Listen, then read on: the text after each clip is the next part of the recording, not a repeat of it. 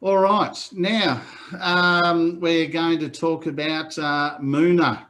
And as we all know, Moona, Model United Nations Assembly. This is really an absolutely fantastic program. I really love this particular program. I think probably because I see a bit of the result in the work environment that I'm in, and luckily I've been involved with some of those kids, who have participated in Moona, and I've been to watch some of the Moona assemblies that we do, and it really is great to see how engaged the kids are.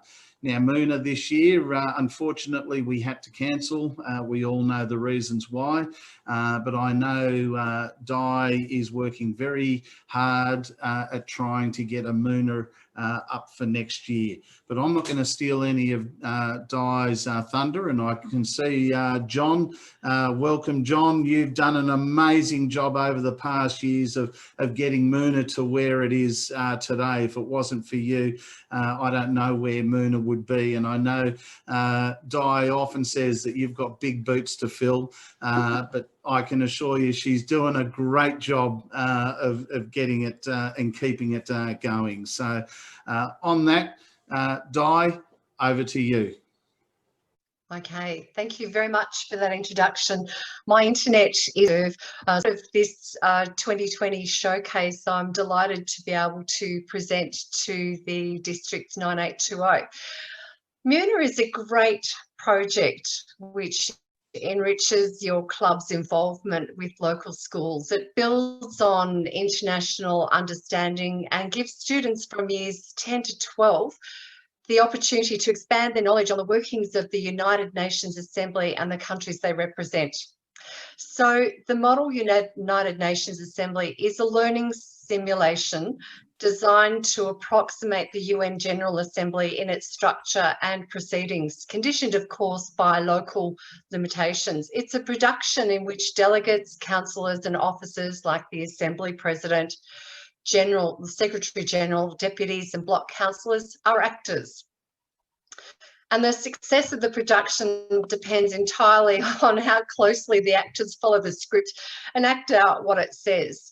Students become ambassadors of the countries they represent, and like real-life ambassadors, they're sworn to represent their country, its government and its policies, and they're required to act while participating in proceedings of the Assembly and or meetings with dignity, decorum and within the written and unwritten UN protocols of behaviour and conduct.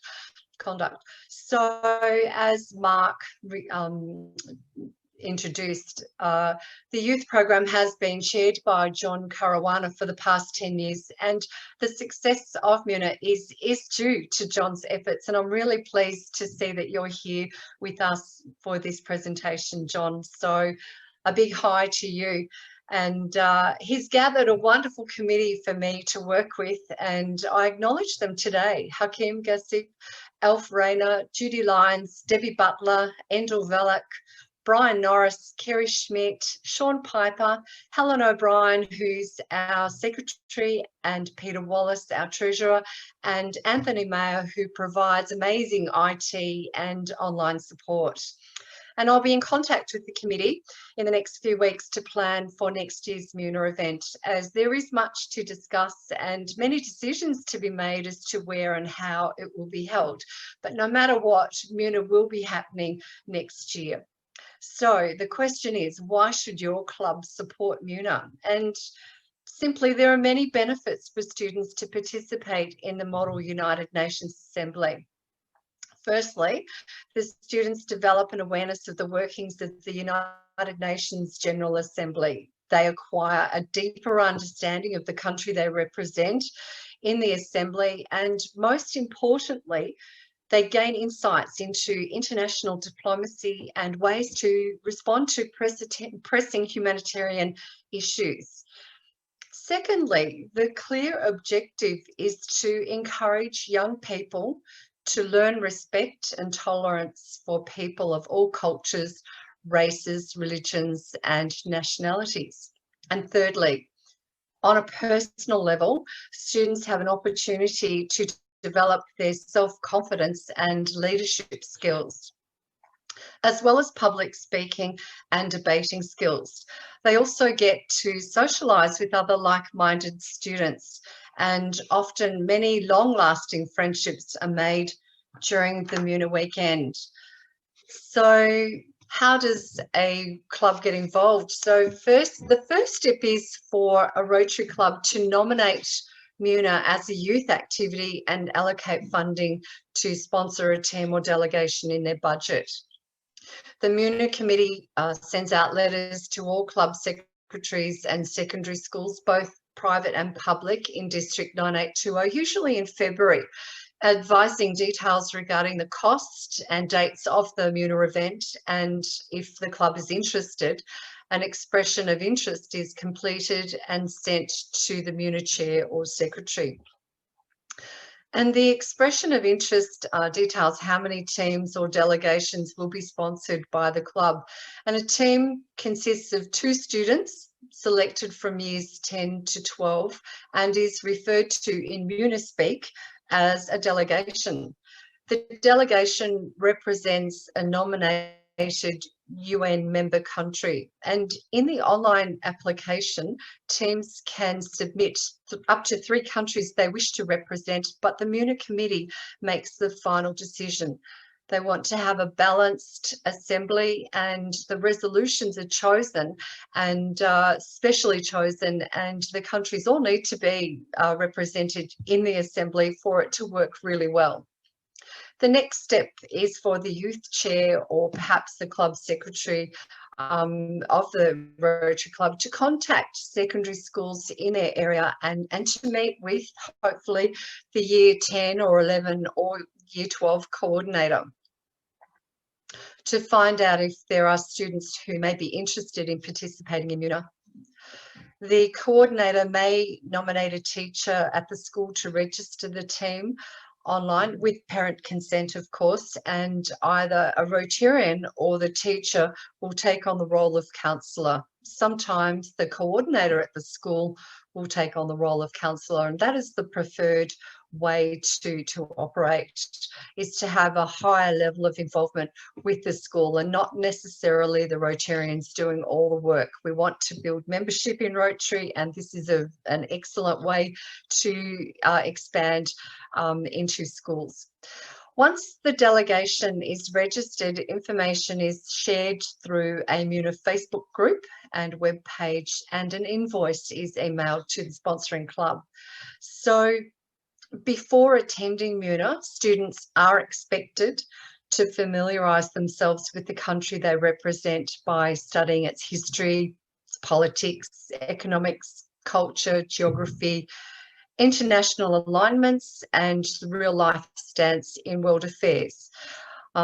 Resolutions are chosen by the Muna committee and they're uploaded to the Muna website 4 to 6 weeks out from the assembly.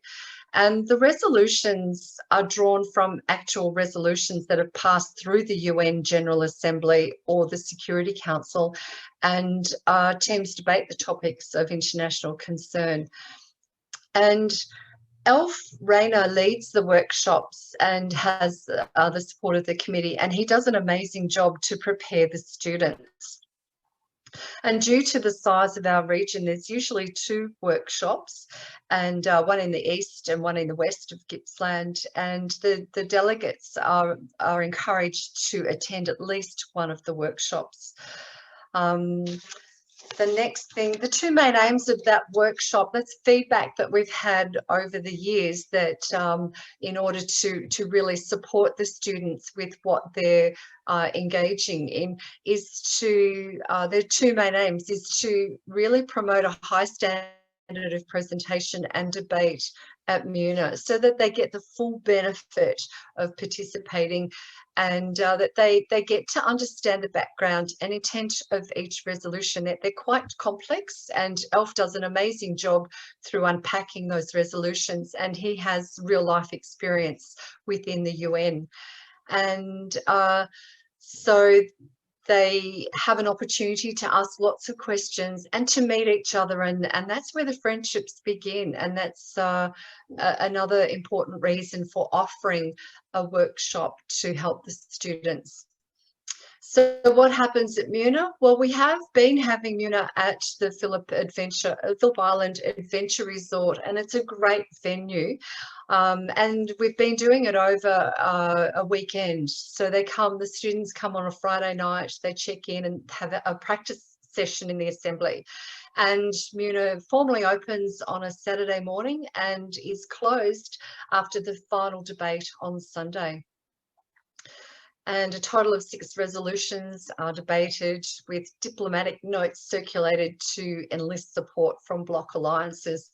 And bribes occur in various forms, and they're often very entertaining. Some of those debates can be very, very lively, and that's where you can see the development from the first debate through to the final debate, the development of the students, their increase in their self-confidence, their debating skills, and it's just an amazing opportunity. And I think that's what Mark was referring to in his opening address there for this session, how the growth in the students over one weekend is quite phenomenal.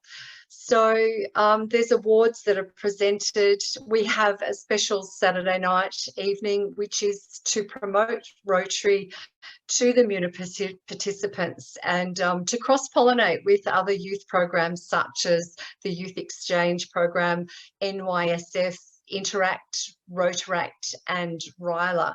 And the Muna 9820 is hosted by the Rotary Club of Traralgon, and it has assistance from the Rotary Club of Casey, as well as other Rotarians from within the district. So my final pitch, Muna is a great project. It's all about building bridges of goodwill for world peace and understanding in the minds of our youth. And so on my only one screen slide I did is you see the students there to the in the assembly. That's the Friday night. We can tell that because their flags are still on their tables. They're listening intently to all their instructions. And the other photo features students, I think they're from Iran from memory, in 2019, and delivering their debate. And so if anybody would like to be involved in the Muna committee, please get in touch with me.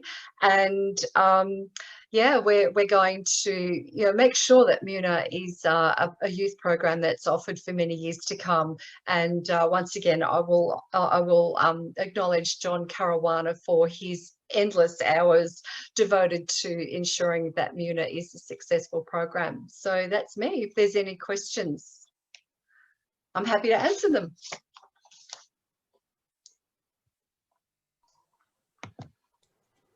All right.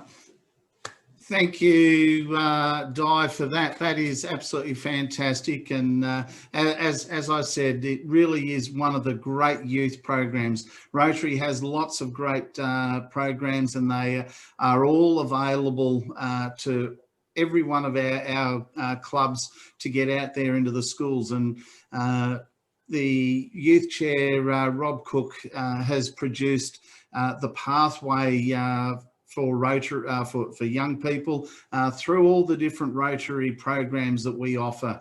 And Muna is one of those that's really targeting the high school students. And as Di said, I have seen the growth firsthand as to how students, grow from it. The picture there on the right of the young girl, I can tell you, because I know who she is. She is actually in the Muna team as a part of the university that she attends. And in the university, they actually go to the United Nations building and actually hold a Muna there. And she was privileged to be on that team for her university. So it just really goes to show Rotary does open opportunities for our young people.